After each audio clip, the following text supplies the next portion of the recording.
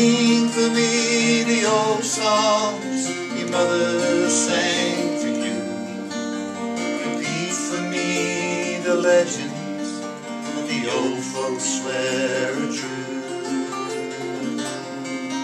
And describe for me the glory that was once this land of mine. Sing for me the old songs, take me back in time.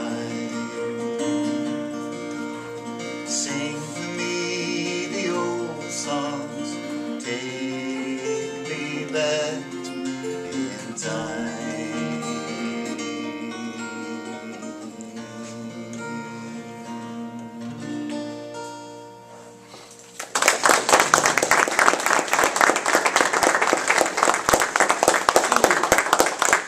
What's it about? Janelle? Like the Native Americans? About the Native Americans? Can you point to something in there that... Verse 2, they took from us our language, they banned it from our schools, they tried to turn them into white people, and allowed, them to carry on their culture. Okay, all right. Anybody else want to add to that? They took our freedom, they stole our land. All right, so you think it's about Native Americans? Absolutely. Maureen? Warriors, banished kings and queens. You see all that symbolism for it, okay? Mr. Longbottom? What did you write that about? I wrote about the Irish. Huh? It's the same story as what happened to the Indian nations in this country, but the English did the same thing to the Irish, as they did across the world. They did the same in India. Mm-hmm. When you looked at the world map and it was covered in red, which was English possessions, the English did that mostly where they went. But lately, and since I've been in this country, I introduced it as an Irish song that says it does apply to the Native Americans in this country. And everything that you hit on is, when I hear it, in fact, the first time I heard John sing it, he had introduced it that way. And it is definitely applicable. We're going to see something a little later today about what happened with the boarding schools. And, one of the things in the boarding schools for the Native Americans was to strip away the culture, assimilate, become more white, become more American. The Dawes Act does that as well. And so it's pretty powerful. And then John has just started working on a concept album. And by the way, you've got a website, right? JohnLongbottom.com? Yeah. Where you can see and hear some of his music.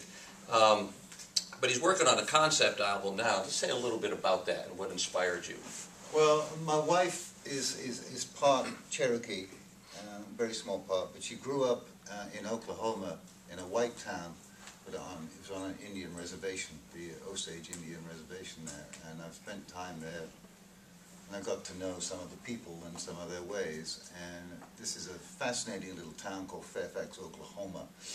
Small town now, dying town, about population 1,500 people. But the Osage people were at one time, back in the early 1900s, the richest indigenous tribe in the world, because they found oil on the reservation. And the chief who brought them to that reservation was smart enough to get the mineral rights as well as the land rights. And so that they got money from the oil. Now this created all kinds of problems too, because the Indians, a lot of them didn't even speak American or English, American English. So they had to have white guardians. And a lot of these white guardians ripped them off,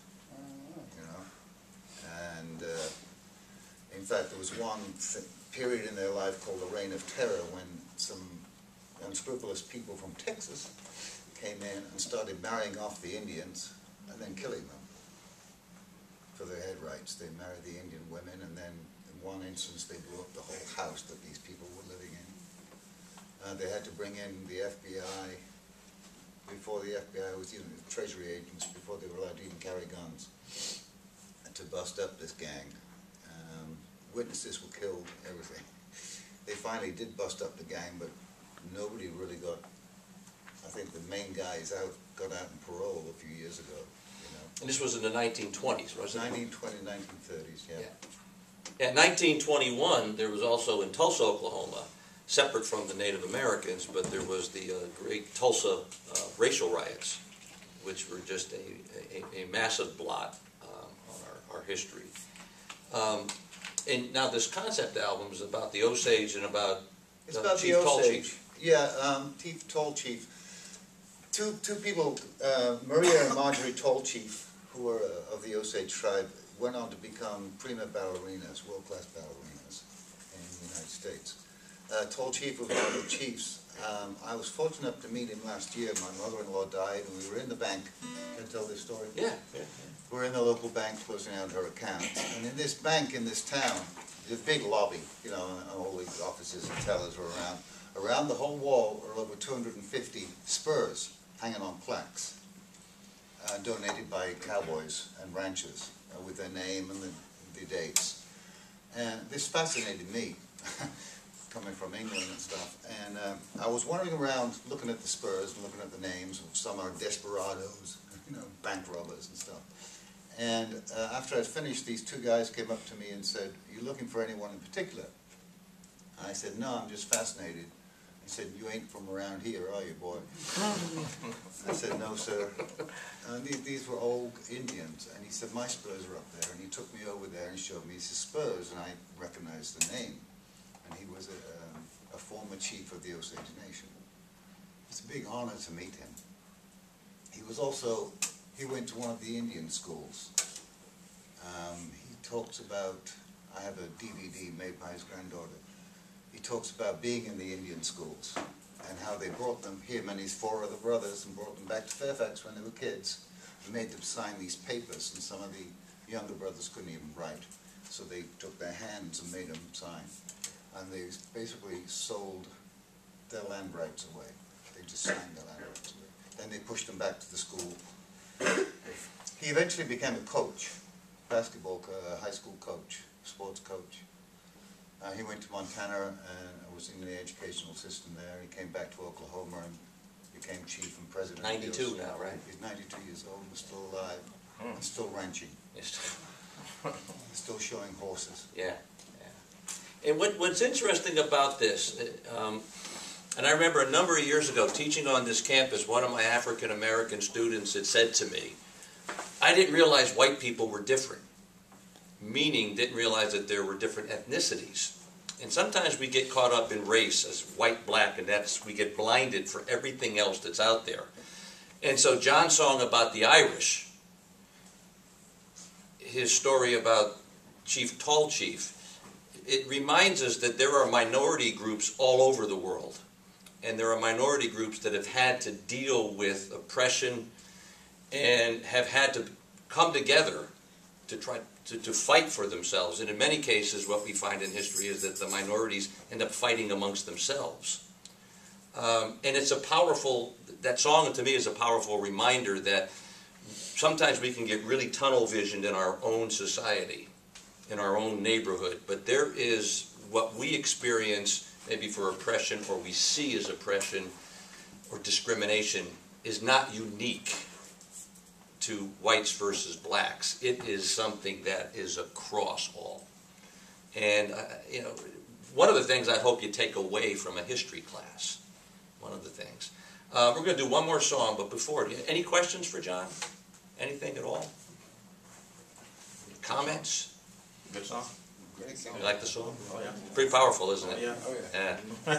Very I would powerful. like to comment, your song, even though it's about the Irish and that is so applicable, the Native Americans, but it transcends cultures. Because I can see not only back then, but currently, you know, the youth of the generation for today, they can say the same thing, you know, about their dreams. So this song transcends not only cultures, but it spans time. So it's awesome, it's powerful. Thank you. It is. And it's interesting you mentioned the word dreams. I was thinking great segue. Isn't it a great segue? I didn't set her up for this. This is perfect. John's going to do one more song before we have to go. This is a song, the folks who were in my, well, you're going to add class to it. The folks who were in my SLS class have heard the recorded version of this song. A song on my second CD titled Dreams. And keep in mind that the Native Americans had dreams.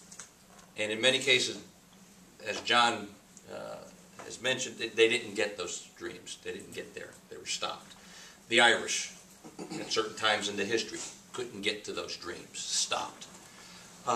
You folks are here, and we all have our daily obstacles and challenges. But keep in mind, we're not going through what these folks have gone through. And you got your dreams, and if there's an obstacle in the way of your dreams, in many cases, it's us. We get in our own way. And when I wrote this particular song, you might remember the first day of class, I threw a question up on the board, or up on the screen, and I had said, what are you doing to get what you want? And this song evolved from that.